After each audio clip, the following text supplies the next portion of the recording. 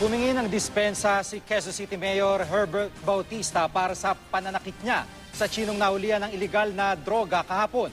Pero ayon sa Commission on Human Rights, sa suspect mismo dapat mag-sorry ang alkalde. Nakatutok si Tricia Safra. Where did you get this? Where did you get this? Huh? You can't hear me? You cannot hear me? You cannot understand me? Hindi nakapagpigil si Quezon City Mayor Herbert Bautista nang makaharap niya ang isang hinihinalang Chinese drug dealer. Hawak-hawak mo na. Hawak-hawak mo naman no? Sir,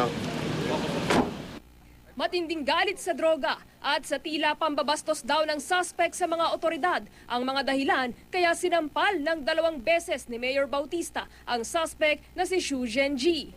Nanahulihan ang tinatayang 10 kilo ng hinihinalang shabu kahapon.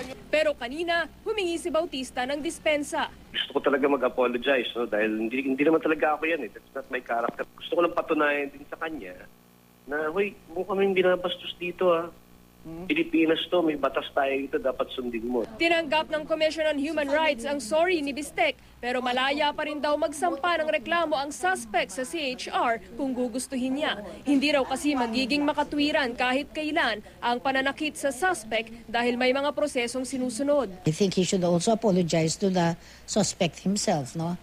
And this would be a good lesson for him. Kung mapapatunayan na may sala ang suspect, mapaparusahan naman siya. Pero si Bautista, nakukulangan sa maaaring tanggaping parusa ng suspect.